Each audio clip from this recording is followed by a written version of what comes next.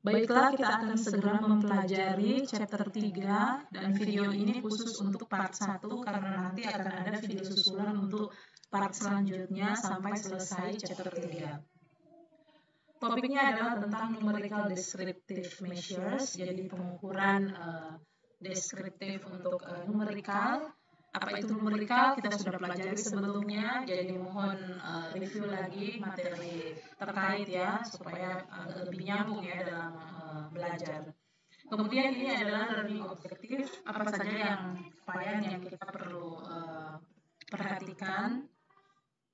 Yang pertama adalah, in this chapter you learn to describe the properties of central tendency, apa itu variation, apa itu central tendency, shape in numerical variables.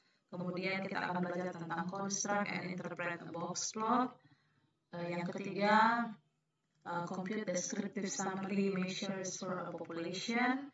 Terakhir itu kita akan menghitung covariance dan coefficients of correlations ya. Oke, jadi sekali lagi untuk part 1 ini kita akan fokus ke central tendency. Kita akan belajar tentang apa itu central tendency, apa fungsinya, ya, apa gunanya, dan bagaimana cara kita memanage data tersebut dan menggunakan Excel sebagai tools untuk memaksimalkan penggunaan dari central tendency ini. Nanti selanjutnya akan ada video lain yang akan berkaitan dengan video ini untuk mensupport tujuan pembelajaran sehingga kita bisa capai keseluruhannya dari objektif chapter 3. Yang pertama, kita perlu melihat beberapa terms yang sudah ditampilkan di slide ini untuk beberapa definisi penting, yaitu pertama kita mengenal istilah central tendency ya. Central tendency is the extent to which the values of the numerical variable group are typical or central value. Jadi ini adalah setiap pengukuran aritmatika. Jadi kalau berbicara aritmatika itu adalah angka-angka ya dalam matematika yang ditujukan untuk menggambarkan suatu nilai yang mewakili nilai pusat atau nilai sentral dari satu himpunan pengamatan. Jadi dari apa yang kita amati dari kumpulan data tersebut, ya, kita akan fokus ke ada satu nilai pusat atau nilai sentral yang itu representatif ya, yang itu akan memberikan kita gambaran ya yang penting mengenai kumpulan data tersebut. Itu central tendency. Jadi gunanya adalah memberikan suatu nilai yang dapat mewakili atau menggambarkan skor dalam kelompok data ya tertentu. Jadi representatif dari kelompok data tertentu. Kemudian kalau kita berbicara mengenai variation, ini variation juga akan kita pelajari tapi nanti di video selanjutnya karena kita mau fokus ke central tendency saja di video part 1 ini. Variation is the amount of dispersion or scattering away from a central values that the values of a numerical variable show. Ini berbicara mengenai ragam ya, kalau kita berbicara varians, seragam suatu distribusi probabilitas ya, ukuran seberapa jauh sebuah kumpulan bilangan itu tersebar.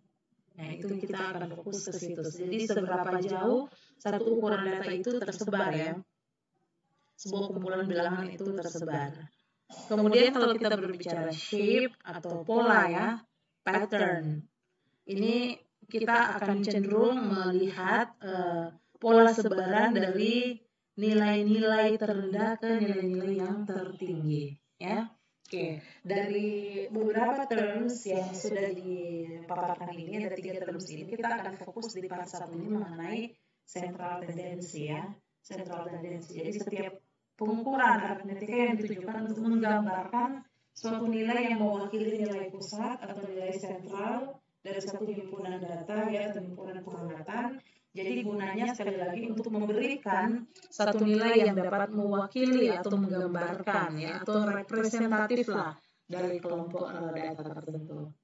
Oke, ini sering juga disebut dengan istilah min ya. Jadi salah satu pengukuran central tendency yang paling populer, yang paling mudah untuk dimengerti juga yang sering digunakan itu yang pertama adalah min. Yang disebut juga arithmetic mean ya. Ini yang paling populer biasanya yang digunakan untuk mengukur central tendency, untuk mengukur tadi, untuk menggambarkan nilai yang mewakili ini ya, nilai pusat atau nilai sentral. Jadi kalau kita lihat di sini, rumus dari min ini sendiri adalah ini X bar ya. Kalau kita berbicara X itu mungkin kita akan lebih fokus ke sampel ya, ke min dari sampel. Kalau min dari populasi itu kan simbolnya mu ya. Tapi kita mau pakai X bar dengan asumsi bahwa kita lagi berbicara min dari sampel yang kita pilih ya. Apa itu sampel, apa itu populasi, nah itu sudah tahu ya.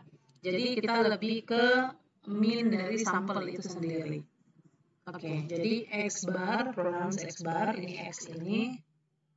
Bentar ya, saya beri pointer ya. Ini X bar ya. Kemudian ini ada sigma XI. Ya, sigma itu atau jumlah ya, jumlah XI di mana I sama dengan 1 sampai I sama dengan berapa di sini yang ditentukan untuk N-nya. Bahagi N. Nah, jadi kalau penjabaran dari jumlah ini, XI ini, sigma ini adalah berarti X1, X2 sampai Xn. Kalau dia N itu 5, berarti X1 tambah X2 tambah X3 tambah X4 tambah X5 ya, begitu. Jadi ini adalah observed value-nya, kemudian I ini adalah value-nya, N itu adalah sample size-nya berapa. Oke? Nah, kalau di Excel kita tidak perlu menjumlahkannya manual seperti ini, tapi kita bisa menggunakan rumus ya. Makanya Excel itu adalah tools untuk memaksimalkan supaya kita bisa dengan efisien bisa menghitung nilai-nilai ya tertentu dengan mudah ya, dengan efisien juga, dengan cepat, supaya segera bisa didapat hasilnya untuk pengambilan keputusan. Tetapi perlu bagi kalian untuk melihat formulanya seperti apa supaya tahu ya dari sisi basicnya seperti apa.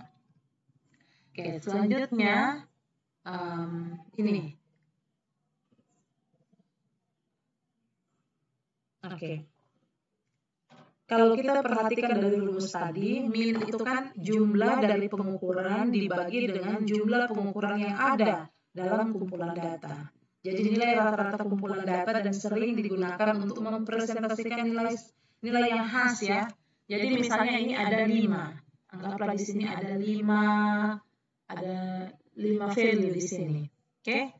Kalau kita mau cari min-nya, maka ini sigma kan tadi rumusnya sigma X1 sampai di mana I sama dengan 1 sampai N. Jadi ini ada 5. Rumusnya bahagi N. Jadi 11 value 1, 12 value kedua dan 15 value kelima itu ditambahkan ya. Bahagi 5 ini dapatnya 13. Tapi kalau ada data, misalnya contoh ada 5 data value-nya 11, 12, 13, 14, dan kemudian yang satu itu 20. Maka ketika kita menghitung min-nya, atau istilahnya kalau yang lebih gampang mungkin kalau di Excel itu kita pakai average ya, rata-rata, maka nilai 20 ini akan mengganggu rata-rata dari nilai keseluruhan. Nah ini angka yang terlalu ekstrim itu kita sering sebut itu outliers, dan itu affect sekali nilai rata-rata yang ada. Padahal kebanyakan kan di 11, 12, 13, 14. Tapi kalau misalnya kita menggunakan extreme value, mungkin ini tidak terlalu ekstrim ya. Jadi tetap nilainya agak berdekatan ya, ini 14. Tapi kalau dia sampai jadi salah satu nilainya itu misalnya 220, maka itu akan sangat mengganggu nilai rata-rata yang tidak mencerminkan kecenderungan data itu yang mewakili secara umum ya dari kumpulan data tersebut. Nah, jadi kalau kita menggunakan min, kelemahannya adalah kalau ada data outliers atau extreme values itu affected ya, itu benar-benar berpengaruh bagi nilai min. Jadi min ini cocok kalau seandainya kita sudah memperhatikan tidak ada extreme value atau outliers ya. Nanti sebentar saya tunjukkan bagaimana cara untuk menghitung min dengan menggunakan Excel. Sekarang kita pindah ke median. Jadi salah satu ukuran central tendency yang populer juga digunakan adalah median. Jadi median ini apa? Median ini adalah angka tengah ketika pengukuran itu dibuat. Jadi ada sejumlah data, kemudian itu kita order dulu dari yang kecil sampai yang paling besar, kemudian kita cek nilai yang tengah itu berapa. Nah, ini kalau berbicara median itu agak kurang sensitif ya dibandingkan dengan mean untuk extreme value. Jadi less sensitif dibandingkan ya dengan yang mean kalau kita gunakan central tendency dengan ukuran mean. Nah, misalnya ini contoh, ada beberapa value, ini ada 5 kan, ada 5 angka misalnya contoh, kita ambil nilai tengah ini 13.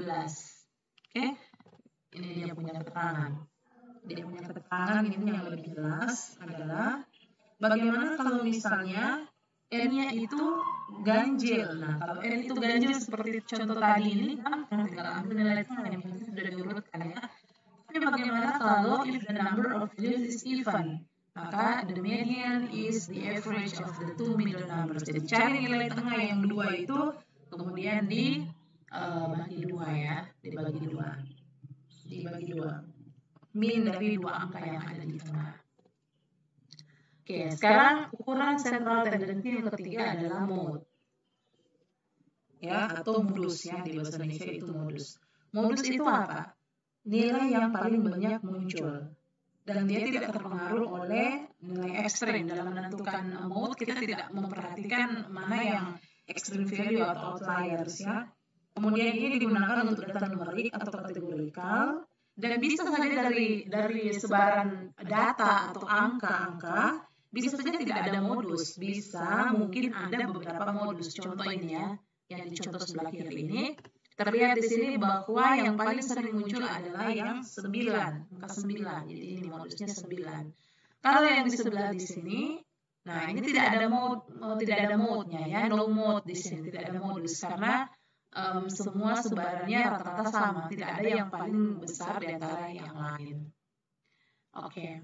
Ini beberapa contoh untuk review dari central tendency. Kalau kita menggunakan house prices yang di sebelah sini ada 2.500.000, 300.000, 100.000 dolar, jumlahnya 3 juta, maka min-nya berapa? Min-nya itu adalah total ini bahagi dengan jumlah N, yaitu ini value-nya ada 5. Jadi rata-rata ya dari house price harga rumah itu adalah 600.000 rata-rata menurut angka ini ya. Ini coba perhatikan. Ada satu yang agak extreme value ya, 2 juta ini. Jadi padahal rata-rata kebanyakan dari 4, ini 4 dari 5 ini rata-ratanya di angka 100.000 sampai 500.000. Tapi karena ada satu angka yang extreme value 2 juta, maka dikatakan rata-rata 600.000. Nah, kalau kita pakai rata-ratanya 600.000, nah ini agak sedikit ini ya, dengan nilai extreme value ini bahwa ternyata ada yang above rata-rata yang justru jauh ini, 1.400.000 selisihnya. Nah, jadi itu min. Kemudian median, ya middle value of rank data ini, di sini kan ganjil ya, N-nya itu 5. Jadi langsung kita ambil nilai tengahnya, 300.000 nilai tengah. Berarti di atas tengah itu dan di bawah yang tengah itu harusnya sama. Dia punya jumlah N-nya ya, jumlah N-nya. Mode-nya, most frequent value di sini adalah 100.000. Ya, kebanyakan orang penawaran untuk harga rumah di sini itu di 100.000 yang banyak. Oke. Measures of central tendency, which measure to choose. Jadi kalau ada 3 measurement untuk central tendency ini, yang mana yang kita mau pakai? Kita mau pakai mean, mau pakai median, atau mau pakai mode, atau kombinasi dari situ. Kalau mean itu umumnya digunakan kecuali ada nilai ekstrim. Jadi tadi saya sudah bilang bahwa mean itu sangat bagus, yang penting sudah memastikan tidak ada extreme value, karena extreme value itu atau outliers itu mengganggu data. Jadi kalau kalian akan mengolah data, perhatikan baik-baik apakah ada data yang ada nilai ekstrim atau terlalu jauh dari normalnya data yang lain. Nah, itu ada tekniknya ya, kita akan pelajari di video berikut ya. Oke, kemudian median. Median ini sering digunakan karena median itu tidak sensitif ya terhadap nilai ekstrim tadi. Misalnya harga rumah rata-rata dapat dilaporkan untuk suatu wilayah, dia kurang sensitif terhadap outliers. Tetapi dalam banyak situasi ya, in many situation, it makes sense to report both the mean and the median. Jadi kalau boleh lebih baik itu kita tidak hanya menyajikan mean-nya saja atau pilih median-nya saja, tetapi kita lebih baik menyajikannya kedua-duanya supaya orang bisa mendapatkan gambaran. Nanti kalau kalian sudah buat contoh soalnya, contoh soal kan itu lebih ke business case ya, lebih ke business case. Jadi kalian akan mengerti ternyata oh ini untuk mau cari mean dan mau cari median ini kita lihat dari contoh-contoh case bisnis seperti apa yang akan dipakai supaya mean dan median ini benar-benar memberi arti ya yang lebih. Nah, kalau di video kali ini kita belajarnya basicnya, kemudian kita akan coba kembangkan melalui latihan atau exercise di textbook kita yang kita akan fokuskan ke business case dan kemudian memaksimalkan itu dengan tools Excel ya. Nah, sekarang yang bagian terakhir adalah geometric mean. Nah, ini biasanya kalau ini berhubungan dengan period of times ya.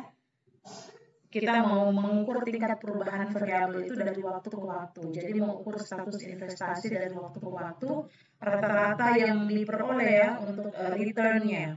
Kalau kita ada data, misalnya contoh yang ini, X1 100.000, X2 50.000, X3 100.000. Jadi kalau kita mau lihat rata-rata tingkat pengembalian itu, kalau mau pakai rumus mean ya, hitung mean berdasarkan rumus sigma yang pertama kali itu akan berbeda hasilnya dengan yang namanya geometric mean ya. Misalnya di sini dikasih tahu bahwa ini kalau pakai arithmetic mean, kita hitung pakai rumus sigma itu sigma xi, i sama dengan 1 sampai n bagi n, kita akan dapat rate of return-nya itu 25%. Tapi kalau kita pakai geometric mean rate of return, kita akan dapat ini. Sebenarnya dia punya rate of return itu 0%. Jadi kalau kita pakai yang arithmetic mean rate of return itu, terkadang hasilnya itu misleading. Jadi kita akan diarahkan kepada satu keputusan yang salah karena mengandalkan hasil yang agak salah. Ya, jadi istilahnya misleading result. Tetapi yang ini more representative result ya, karena ini mempertimbangkan ya period of time-nya, mempertimbangkan hal-hal yang bisa terjadi, kemungkinan terjadi pada saat investasi itu akan dilakukan dari tahun ke tahun ya untuk tingkat pengembaliannya. Oke. Jadi kalau mau hitung rate of return dari satu investment ya sebaiknya kalau menghitung rata-rata tingkat pengembalian itu jangan pakai yang arithmetic mean, tapi pakai yang geometric mean. Kesimpulan untuk central tendency bahwa ada 4 ukuran dari central tendency ini, yaitu yang pertama arithmetic mean, formulanya X bar sama dengan sigma xi, di mana i sama dengan 1 sampai n ya. Jadi sigma itu penjumlahan bahagi n. Kemudian ada median di sini adalah nilai tengah ya. Tapi di order array dulu, kalau di Excel nggak perlu order array karena dia langsung cari ya kalau pakai rumus. Mode itu adalah most frequently observed value, yang paling sering muncul. Kemudian geometric ini adalah rate of change of variable over time. Dia ada concern over time di sini. Oke. Nah, sekian materi kita tentang central tendency. Ini adalah basicnya, perlu diperhatikan. Dan kemudian nanti kita akan kembangkan materi ini untuk pengenalan dan supaya lebih mengerti kita akan lihat exercise ya sehubungan dengan textbook yang kita gunakan dengan memanfaatkan Excel dan kemudian contoh bisnis case yang ada. Oh by the way saya lupa mungkin kita bisa lihat ya demo cuma sedikit saja data. Misalnya contoh ini beberapa data X1 sampai X5. Kalau kita mau cari min, ya kita gunakan rumus average ya, yang di Excel sama dengan ini average, kemudian oke, 5,4 ya, ini average-nya, ini min-nya. Jadi dari rata-rata data yang ada ini 5,4. Kemudian median. Nah, ini median, ini ada yang ganjil, odd number, dan ada even number. Jadi kita mau cari itu cukup sama dengan median. Nah, kalau ini tidak perlu order array, langsung saja rumusnya. Dan kemudian kita dapat nilai tengah itu 5. Kalau yang ini, yang genap, ya, kita blok saja seperti ini, nanti dia hitung sendiri, ada 5,5, ya, itu untuk mediannya. Kemudian modusnya, ya, ini ada data, kita mau lihat most frequently appear, yang value-nya sama dengan mood. Oke, ini nih 5 ya, yang paling sering muncul. Kemudian ini ada data, kita mau lihat kalau arithmetic mean kan kita lihat average-nya sekian, kalau dia pakai geometrik coba ya. Nah ini. Oke. Nah, jadi sekian materi kita untuk video part 1 di chapter 3. Nanti kita akan belajar lagi untuk part-part berikutnya supaya tujuan pembelajaran kita tercapai ya. Nanti ikuti instruksi selanjutnya untuk exercise supaya kita lebih bisa mengerti bagaimana penerapannya dalam skala bisnis ya, dan menggunakan Excel untuk memaksimalkan perhitungannya agar kita bisa memperoleh jawabannya dengan efisien ya, dengan cepat, dan kemudian bisa menggunakan data atau hasil dari perhitungan tersebut untuk pengambilan keputusan.